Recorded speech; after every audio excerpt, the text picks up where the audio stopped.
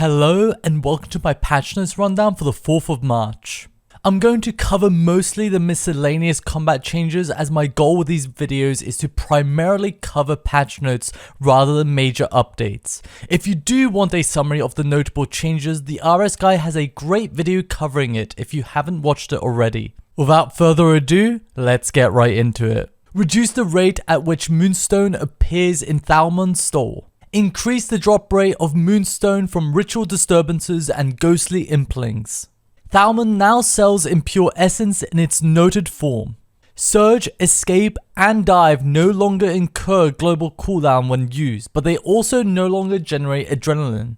Equilibrium Aura has been redesigned to now increase the player's ability damage stat by 12%, but prevents the player from critically striking. This seems to only be useful in the early game when you don't have high crit chance or damage, but it might become useful in the distant future if a full bleed rotation becomes meta, since bleeds can't critically strike but still benefit from this damage bonus. Equilibrium perk has been redesigned to now increase your ability damage stat by 0.5% per rank and has been renamed to Eruptive perk. From the brief research that I did, Precise still seems to be better, so there's no need to switch perks around. Vestments of Havoc's 20% increased adrenaline no longer works with non-melee styles. Revolution no longer delays the player after casting channeled abilities. This is huge, considering players would lose up to 1.2 seconds whenever a channeled ability was used, since the timing was based on animation rather than damage. You'll definitely see way more channeled abilities in Revolution bars now, especially single target ones. Guthix's Blessing should now heal the correct amount. A lot of the older healing abilities are super outdated and should be buffed to be thresholds or stronger. All targets affected by Greater Chain will now benefit from the additional hits granted by Rack and Ruin's Extended Combust.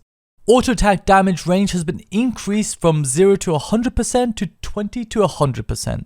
Mobile perk and Shadow Grace relic no longer cause Barge, Greater Barge, or Blade Dive to generate no adrenaline. This means that you can place the mobile perk on your melee armor without any downsides. No more having to run into mobility cooldown issues when using melee.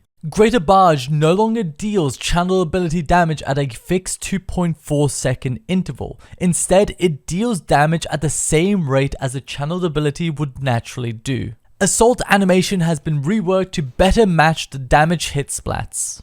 Magma Tempest targeted variant now applies an auto attack delay when cast, and the average damage has been increased from 96% to 220% to compensate for this.